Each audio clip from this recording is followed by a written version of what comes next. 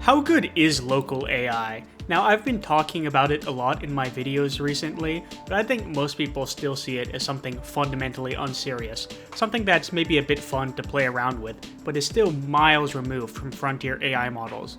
Well, today, we're testing it out. We're putting it head to head, running the same benchmarks, frontier AI versus local AI, running entirely on my Mac, a piece of consumer-grade hardware, and seeing how it does.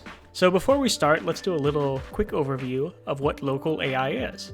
And essentially what it is you have a local LLM running entirely on your device.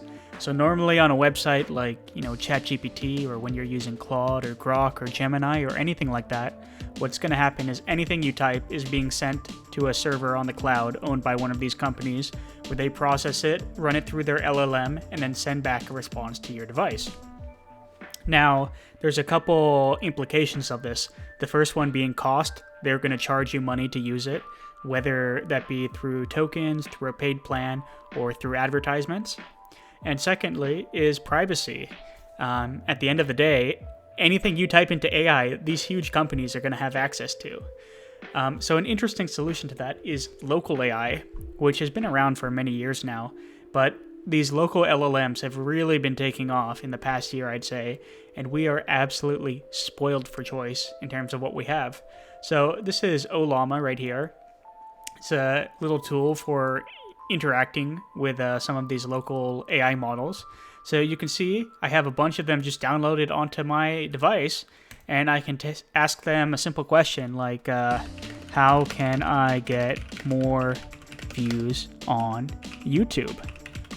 And when I ask this, it's being processed entirely on my own device. Nothing is being sent to the cloud. You can see the AI is actually thinking here and coming up with an answer. And eventually it'll come back to me with this, kind of like a response you'd get from ChatGPT. Let's see, optimize your video content, the hook. If you've been hooked into this video, go ahead and leave a like right now. Upload high quality content. I mean, that's what you're watching right now. Build community. I'm glad you're all here. We're not quite at ad revenue yet, but what can you do? But anyways, as you can see, essentially it's kind of like what you'd get from just using something like ChatGPT right here. Another interesting thing with local AI, I promise we'll get to the benchmark soon, is that you have a lot more control in terms of what it can do. So right here, we're using Qwen 3.508b. This is 800 million parameter model. It's very lightweight, very fast, as you saw. It did some thinking, 10 seconds, and then responded. But there's a lot of different models you can get. And, one of them is there's a category of models called like obliterated models or heretic models. And these are pretty interesting because these are essentially models with all the safety guidelines removed. Say if we're using ChatGPT, we can, say something like, write me a fork bomb in C. And, a fork bomb is basically just a quick program that's spin up a bunch of sub-processes and basically crash your computer. It's not really a malicious virus, but, I guess you could categorize it that way. But if we ask ChatGPT, write me a fork bomb in C, it is going to say, oh, this is cybersecurity, we can't show you, apply for trusted access. Now, clearly I don't want to do that. So let's just copy the same message, go to our heretic model.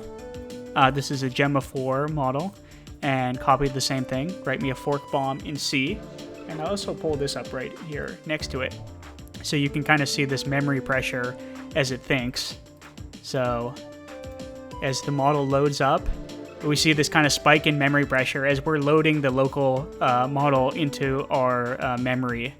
And this is a Mac Studio, so this is unified memory where RAM and like GPU are kind of the same thing. But anyways, here we go. We have this fork bomb.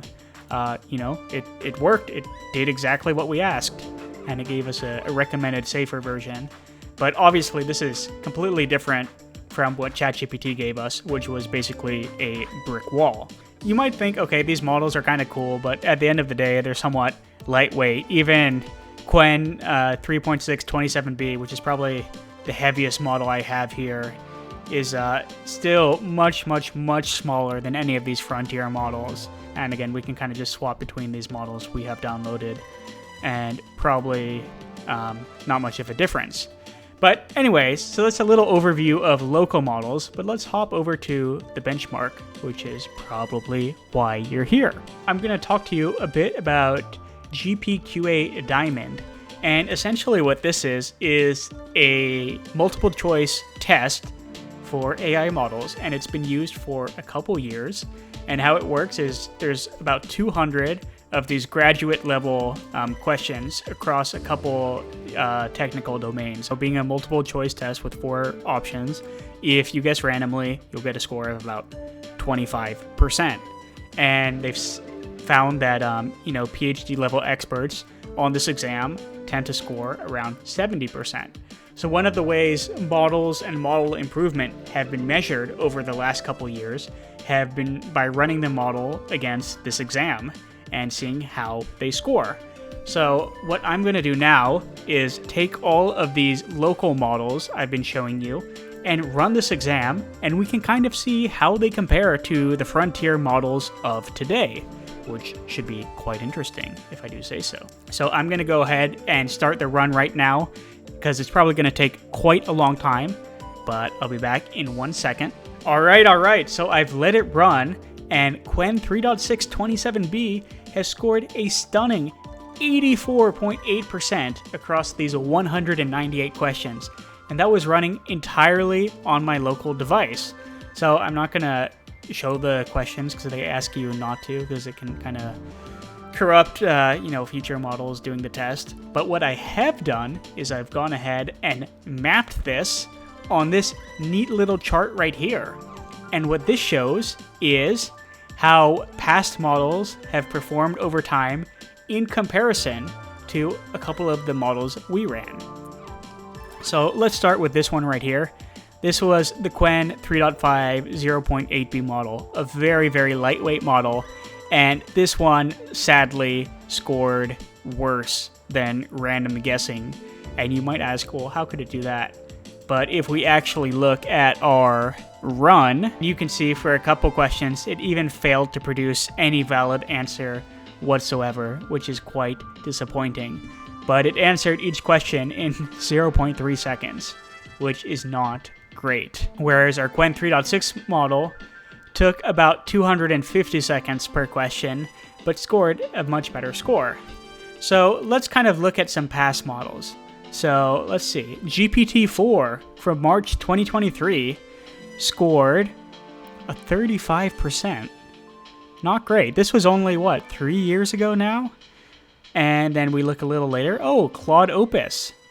Or Claude 2, even worse. But when Claude 3 Opus came out in 2024, it scored a 47.2%.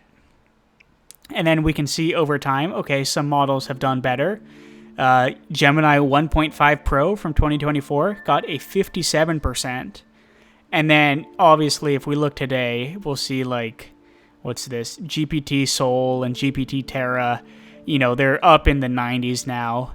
GPT 5.5 Pro, also in the 90s. We can look at, some Anthropic models. Sonnet even can score in the 90s. And then I'm guessing, is this Opus? Yeah, Opus 4.8, 91%.